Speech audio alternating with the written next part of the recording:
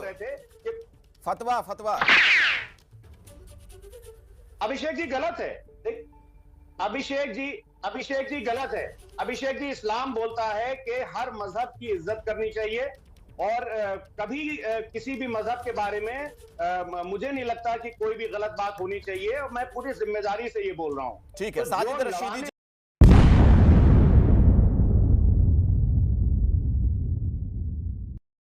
राकेश त्रिपाठी जी हैं भारतीय जनता पार्टी से, फराज किदवई साहब है समाजवादी पार्टी से, मौलाना साजिद रशीदी हमारे साथ हैं, आप अध्यक्ष हैं ऑल इंडिया इमाम एसोसिएशन के, और पंडित अजय गौतम हैं धर्मगुरु, वो भी हमारे साथ मौजूद हैं। पहले तो सबसे पहले मौलाना साजिद साहब आप ही के पास में आना चाहूंगा इस सवाल के साथ कि फतवे का मतलब क्या निकाला जाए।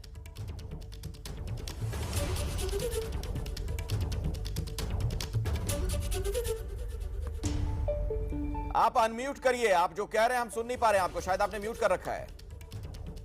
रशीदी जी,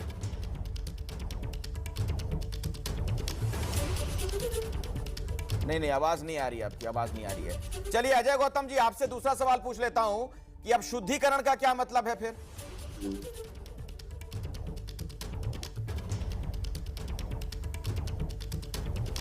नहीं, देखिए, शुद्धिकरण की कोई बात ही नहीं है। और मैं तो कहता हूँ कि आप मान के चलिए, इस्लाम, अगर कोई भी मुसलमान शिवलिंग पर जाता है, जल चढ़ाता है, बाकी की चीजें करता है, तो इससे इस्लाम मजबूत हो रहा है। क्योंकि उन्हीं का कहते हैं कि सुबह का भूला शाम को घर आ जाए, तो इसके अंदर कोई बुराई नहीं है।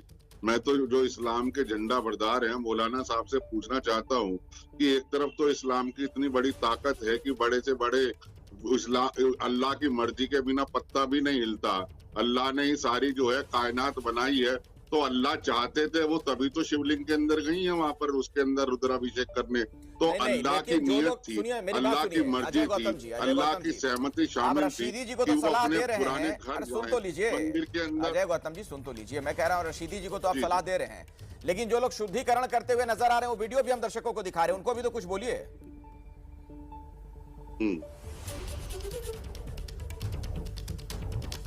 नहीं, देखिए, हमारे यहाँ तो हर पूजा से पहले शुद्धिकरण होता है, ये कोई नई बात नहीं है। हमारे यहाँ कहते हैं धौ शांति रंतरिक्ष घुम शांति पृथ्वी शांति रापा शांति रोखदया शांति पृथ्व्या शांति ओम शांति शांति शांति ओम पवित्र पवित्रो वा सर्वावस्थाम गतोपि वा। तो हर पूजा से पहले हमारे यहाँ पवित्रीकरण तो होता है। उसमें ये थोड़े ना कि नसीम मानो गई है या नसीम सोलंकी के जाने से हुआ है। मैं तो ये कहता हूँ कि उनके शिवलिंग पे जाने पे, रुद्राभिषेक करने पे, मैं तो इस्लाम की मान्यता के अनुसार कह रहा हूँ कि अल्लाह के बिना मर्जी के पत्ता भी नहीं हिलता। तो अल्लाह चाहते थे कि वो मंदिर में जाएं, सजदा करें। रशीदी जी इसका जवाब देना चाहेंगे, उसके बाद में राजनीतिक मेहमानों का रुख करूंगा। जलाभिषेक करें तो अल्लाह की मर्जी से गौतम जी आपकी बात हो गई।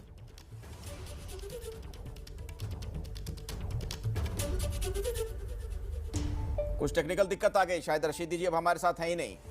ये सब जो हो रहा है, फराज किदवई साहब क्या समझ पा रहे हैं आप, किस ओर जा रही है राजनीति?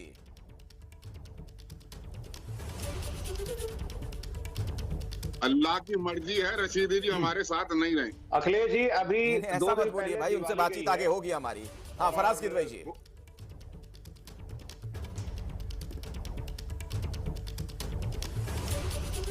अखिलेश जी, अभी 2 दिन पहले दीपावली का पर्व बीता है और भगवान राम जब राजगद्दी पर बैठे थे तो गोस्वामी तुलसीदास जी ने लिखा था, राम राज बैठे त्रिलोका हर्षित बह गए सब शोका, बैरू न कर काहू सन कोई, राम प्रताप विषमता कोई।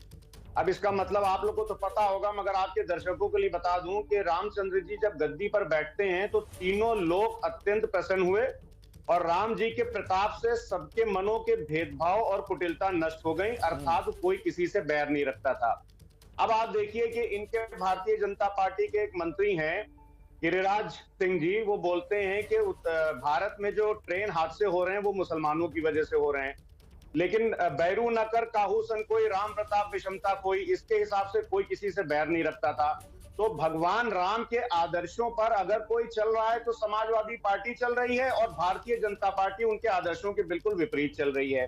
अच्छा। अब आ जाते हैं अखिलेश जी, ये जो अभी नसीम जी गई थी मंदिर में और उसके बाद का जो आपने बताई दो चार चीजें, देखिए भारतीय जनता पार्टी और आरएसएस की हमेशा से ये कोशिश रही है कि मुसलमान को तो चलिए आप एक किनारे रख दीजिए, लेकिन एससी एसटी और ओबीसी को भी इन्होंने मंदिरों में जाने से रोका।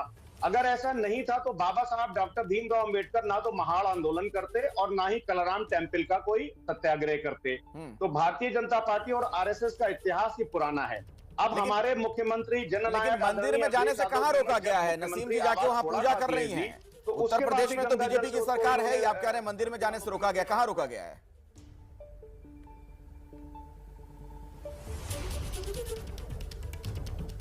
नहीं, मंदिर में वो मंदिर में गई और उसके बाद में उसका शुद्धिकरण हो तो रहा है। आप देखिए अच्छा। समाजवादी पार्टी हमेशा, मैं तो आपको बोल रहा हूं, वो गई और बहुत अच्छा किया। और हमारे गौतम जी जो बोल रहे हैं अल्लाह की मर्जी, सही बात है, अल्लाह की मर्जी है ये। इस्लाम ये कहता है कि सारे धर्मों की इज्जत करो और आपस में मिलजुल करके रहो। तो मैं तो गौतम जी की बात से सहमत हूं। कितनी अच्छी बात ये कह रहे हैं फराज किदवई जी, राकेश त्रिपाठी जी, कि आपस में सबको मिलजुल कर रहना चाहिए। क्या दिक्कत है भाई इसमें? आप मुस्कुरा रहे इतनी देर से राकेश त्रिपाठी जी। देखिए अखिलेश जी, पहले आपके दर्शकों को, आपको और आप मेरे सभी को पैनलिस्टों को सबको गोवर्धन पूजा की ढेर सारी शुभकामनाएं। ये थोड़ा सा इको कर रहा है, इसको जरा ठीक करा देंगे तो मैं ठीक करवाता हूं। जी जी। देखिए, एक भारतीय जनता पार्टी ने एक स्लोगन दिया था कि मेरा देश बदल रहा है, आगे बढ़ रहा है। आज सच में देश बदलता हुआ दिखाई पड़ रहा है। वरना फराज किदवई समाजवादी पार्टी के नेता है, और जब ये बोल रहे थे तो मुझे बड़ा आश्चर्य होता कि सच में सपा में ही है। ये समाजवादी पार्टी के नेता रामचरितमानस के उदाहरण देने लगे। वही समाजवादी पार्टी जो कुछ दिनों पहले तक रामचरितमानस को फाड़ने और फुकवाने का आंदोलन चला रही थी, वो आज रामचरितमानस की चौपाइयां गाने लगे हैं। सच में देश में परिवर्तन है। नसीम सोलंकी का भगवान शिवलिंग पर जाकर के वहां पूजा अर्चना करना निश्चित तौर पर स्वागत योग्य है।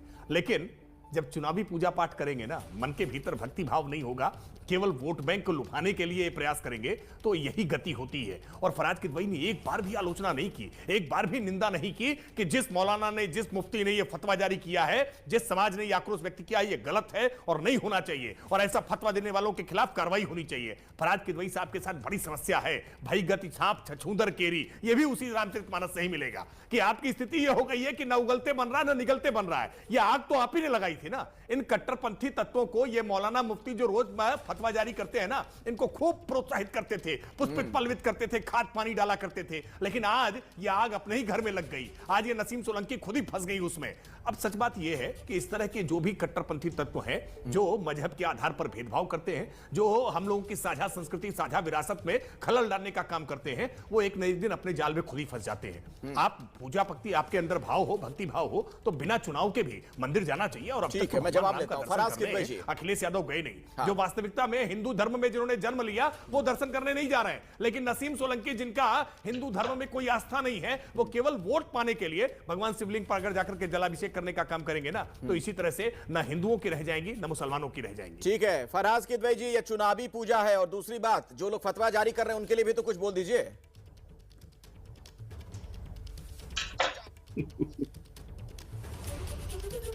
अखिलेश जी, अभी हमारे भाई राकेश त्रिपाठी जी ने एक चौपाई पढ़ी। देखिए, झूठ बोलने में भारतीय जनता पार्टी को जो है वो महारत हासिल है।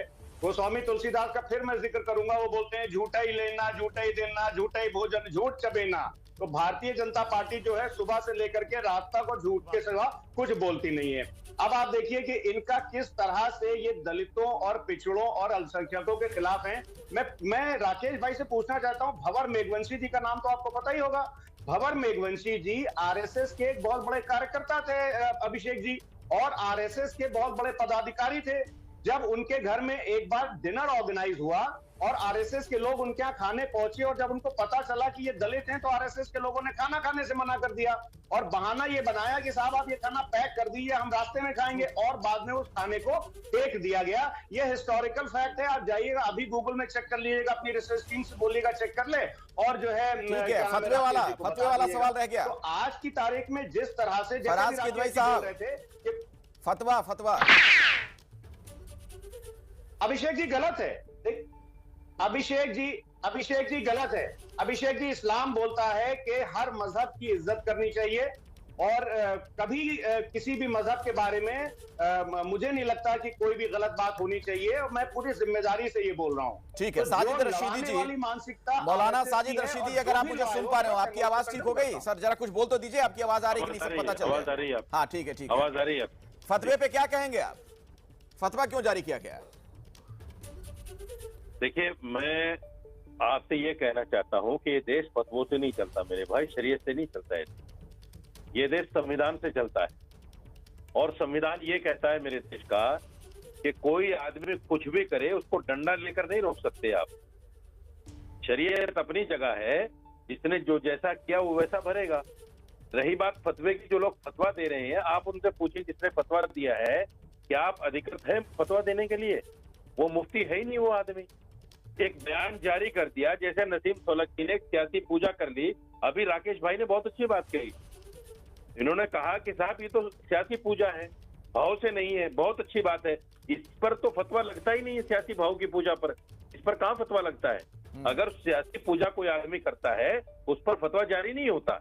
राकेश भाई ने सबको ही नकार दिया। ये अच्छी बात है कि सियासी भाव से लोग मस्जिद में चले जाते हैं। हमारे नरेंद्र मोदी जी मस्जिद घूमे हैं, आपको तो पता ही होगा, दुबई में जाकर। वो भी हिंदुस्तान की मस्जिद में अगर नहीं गए, नहीं तो लेकिन दुबई नसीम सोलंकी ने ठीक किया ना, जलाभिषेक करने गई। आपको कोई आपत्ति तो नहीं है इस पे रशीदी साहब? नहीं, देखिए, मैं फिर कह रहा हूं आपसे कि एक तो फतवा देने वाला अधिकृत नहीं है, दूसरे इस फतवे के इस माना इसलिए नहीं है क्योंकि ये देश शरीयत से नहीं चलता। हर बात पे फतवा लेकर आएंगे, भाई कौन क्या कर रहा है? अरे भाई, आप संविधान को भी तो देखिए, संविधान क्या कहता है।